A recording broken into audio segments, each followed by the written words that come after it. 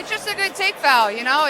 Either Angel gets wide open 2 points or, we send him to the free throw line. Nothing malicious about it. It's just a take foul. Every basketball player knows that. They thought they'd crack the code. Jersey yanks, cheap shoulders, and a few no-call shoves to finally muzzle Caitlin Clark. 5 minutes later, that blueprint was in ashes, torched by a flu-stricken rookie who refused to blink and an ankle-taped Sophie Cunningham who set the court on fire in front of nearly 1 million stunned viewers. How the Stop Clark blueprint was born. 2 nights earlier, the entire league watched Caitlin Clark and Angel Reese drag 2.7 million viewers into a regular season showdown, the kind of audience the WNBA hadn't tasted in 25 years. And look out, Caitlin Clark pushes Angel Reese, and Angel Reese gets right up into Caitlin Clark. Highlights of Reese barking in Clark's face and Clark splashing threes through the noise looped for days, and coaches across the league took notes. Between film sessions, they whispered the same gamble. If you can rough her up, you can ride. The clip to instant fame. Ratings needles don't jump for textbook defense. They spike for controversy. So a new blueprint took shape in training rooms and group chats. Grab a fistful of Clark's jersey, throw a discreet hip, chirp loud enough for every sideline mic, and hope the whistle stays silent long enough for the moment to go viral. Veteran. Assistants compiled mashups of Clark's least comfortable possessions. Jersey pulls at Iowa, hard hedges in preseason, elbows from anyone brave enough to collect a foul. The pattern looked obvious. Body her early, rattle her rhythm, and the fever offense sputters. Executives, hungry for their own social media windfall, quietly encouraged the chaos. On talk shows, analysts framed it as bringing back physical basketball. Off the record, GMs called it marketing. The message reached every locker room. Stop Clark once, and you don't just win a game, you win the algorithm. Atlanta's Rhyne Howard, fresh off Rookie of the Year honors, volunteered to be the proof of concept. She studied slow-motion clips, memorized Clark's plant foot, and vowed to test every inch of gray area the refs would allow. The league had its new scheme. From your perspective, just what you saw in that play, how you interpreted what happened. Basketball play, refs got it right.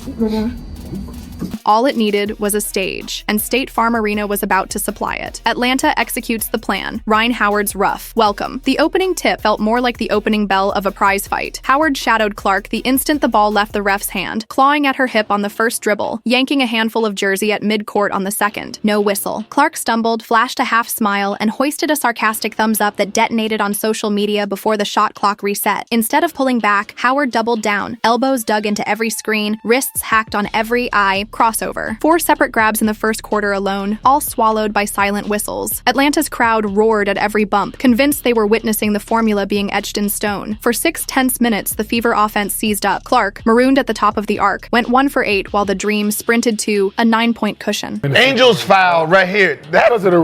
No, Angel, she pushed her. That's more. But they didn't call that. Howard in the back, 2 hands. She did push her. They didn't call that. Commentators began crowning the Howard Handbook as the league's new Bible. Smother the rookie, turn the game into mud, watch her magic evaporate. Clips flooded X, freeze frames of bruises ringing Clark's shoulder, pan-panned feeds of Howard barking, "Can't guard me," after a deep triple. Even late-night panels gushed over the physicality, wondering aloud if this was the antidote to the Caitlin Clark show. But bullying has a shelf life, and momentum is cruel. As Atlanta's confidence ballooned, Clark wasn't scheming revenge. She was quietly rebooting the chessboard. And one thing Howard couldn't anticipate was about to sprint off Indiana's bench, ankle-taped, eyes blazing, ready to blow the blueprint to pieces. Clark's sick day pivot. What the crowd didn't know, what even her own coach barely believed, was that Clark's legs felt like wet cement. What could have happened there? Amy got the tech? I know. Wait, what? I got the tech? I didn't know that. Oh, first of all. No. She'd been sipping electrolyte packets since shoot-around, fighting a quiet stomach virus that would have sidelined most veterans. So when the refs swallowed their whistles and Atlanta's hits kept coming, she flipped the tempo instead of the table. No more frantic sprints into brick walls. She slowed every dribble, widened every crossover, turning each possession into a chess problem the Dream weren't patient enough to solve. When Howard lunged for a steal, Clark pivoted, slid past, and knifed a left-handed bounce between 2 defenders for a Natasha Howard lay-in. "Try grabbing that," she chirped, half under her breath. The building felt the shift even if the scoreboard hadn't caught up yet. Drives became decoys, passes became scalpels. On back-to-back plays, she lured defenders into double teams, then whipped no-look lasers to Lexi Hull and Kelsey Mitchell. I'm not sure what the refs saw to upgrade it, and that's up to their discretion after watching initial whatever happened. Each splash shrinking Atlanta's lead by 3. Analysts had called her a volume scorer. Here she was dishing artistry while shooting 1 for 8. By the time the horn ended the first quarter, Clark had more assists than field goal attempts, and Ryan Howard's trash talk started sounding like a question she couldn't answer. The blueprint to bully her was still technically working. She'd scored just 3 points, but the Fever were within striking distance, and Clark was writing a new playbook on the fly. And just as Atlanta realized their hammer blows weren't cracking the glass, Indiana's real spark checked in, an ankle-taped Sophie Cunningham sprinting to the scorer's table, ready to turn Clark's quiet pivot into a full-on wildfire. Enter Sophie Cunningham. Ankle-taped arsonist coach Stephanie White yanked her starters like frayed wiring and plugged in pure voltage. Greening action down low. Clark has to get open. 1 second left. Clark doesn't get the shot off.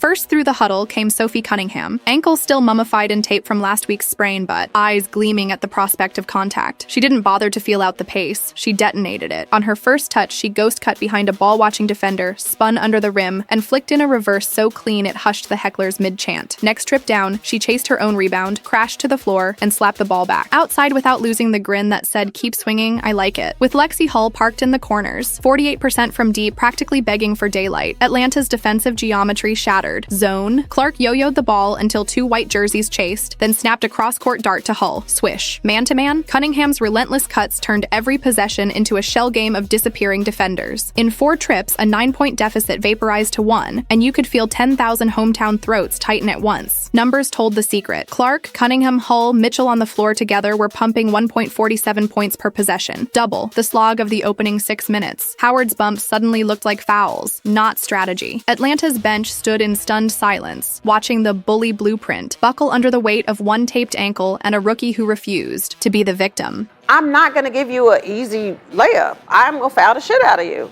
And that's what I thought she did. And the Fever was only just beginning to rise. Third quarter fireworks and a trash talk arms race. Halftime stats painted an illusion. Clark 3 points, 1 for 8, Fever still trailing. Atlanta's arena buzzed like it had pocketed the upset. Ryan Howard strutted out first, drilling a top key 3 and barking, "You can't guard me." Cameras loved it. So did every highlight account itching for a viral clip. Clark jogged back on offense, chest heaving, grin stretching wider than the State Farm logo. 1 hard dribble left, sudden step back, and the nylon snapped. Streak alive. 140 straight games with a made 3. Howard's eyes flickered, just for a beat, and Cunningham noticed. She nudged Clark. She's rattled. Momentum ricocheted like a pinball. Howard answered with back-to-back mid-range daggers, complete with a head bob and a pointed finger that trailed Clark up the court. I appreciate AB having my back, I guess. I don't even know what she did. I didn't see that.